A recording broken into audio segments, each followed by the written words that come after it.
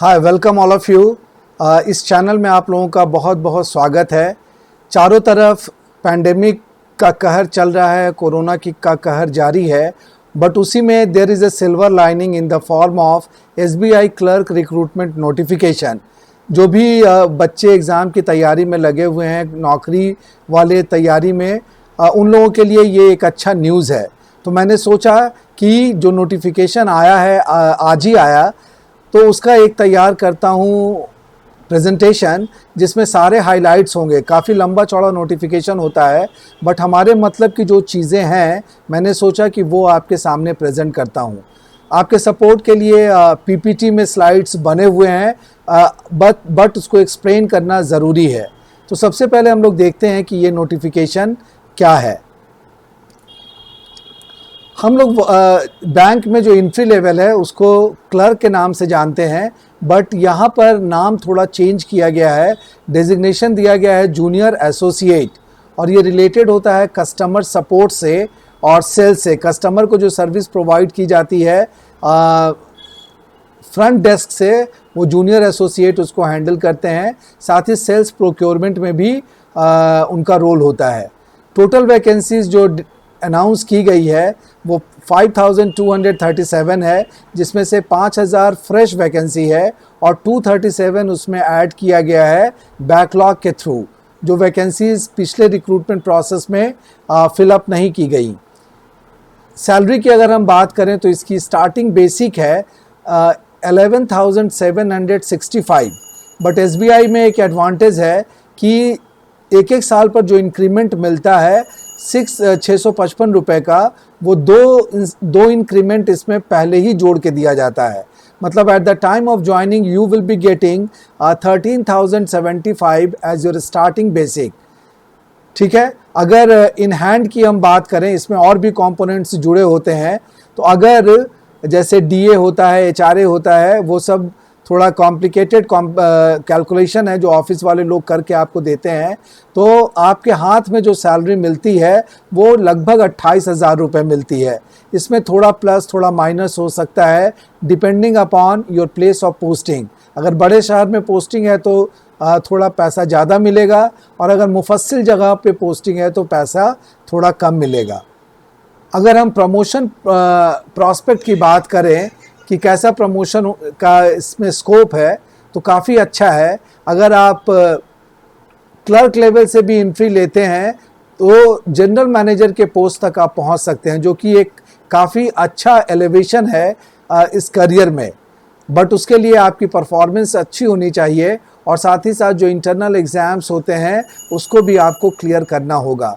इसमें CAIIB का जो एग्ज़ाम्स होता है वो भी एक इम्पॉर्टेंट रोल प्ले करता है। तो as far as promotion prospects are concern, this is very good. If you join as a clerk in State Bank of India, you can even rise up to the level of general manager, which is very good by any standard. Then we see कि eligibility criteria क्या है।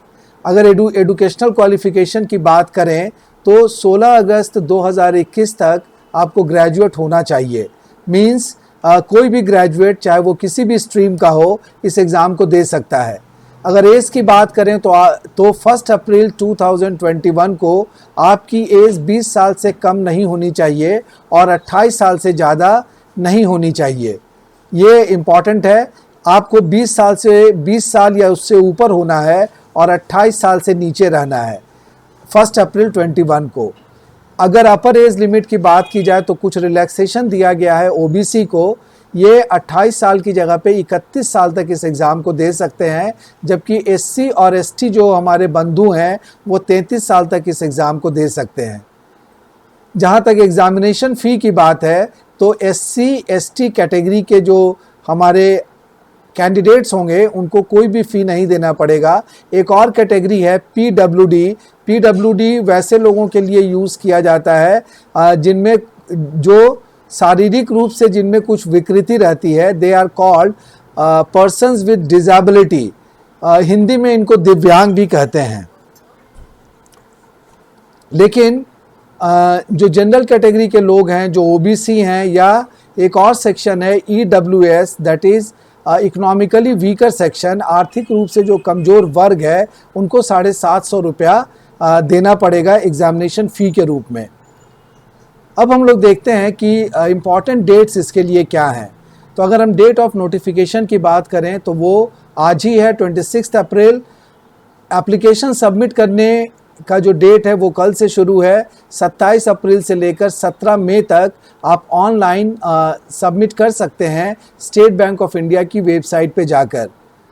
इसके preliminary exam की date रखी गई है tentatively जून महीने में, इसी साल के जून महीने में। कोई पक्का डेट अभी अनाउंस नहीं किया गया है, लेकिन मेंस एग्ज़ाम 31 जुलाई 2021 को होगा।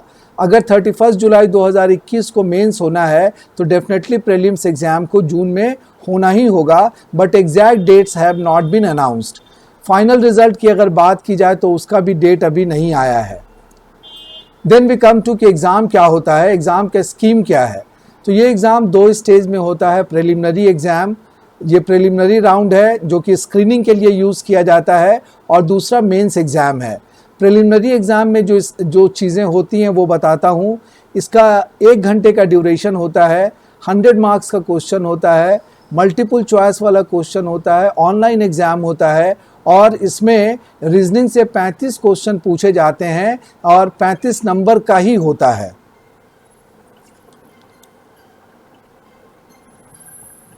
साथ ही साथ अगर हम इसकी बात करें कि न्यूमेरिकल एबिलिटी या क्वांटिटेटिव एप्टीट्यूड, तो उसमें भी 35 क्वेश्चन आते हैं और 35 नंबर का ही होता है। इंग्लिश में 30 क्वेश्चन पूछे जाते हैं इंग्लिश लैंग्वेज से रिलेटेड, और वो 30 नंबर का होता है, यानी 35 + 35 + 30 = 100। अगर कट ऑफ की बात करें तो आपको ये टारगेट रखना है। पिछले डेटा को अगर देखा जाए तो यू मस्ट स्कोर अबव 60 से ऊपर अगर जाएंगे तो you will be in the race.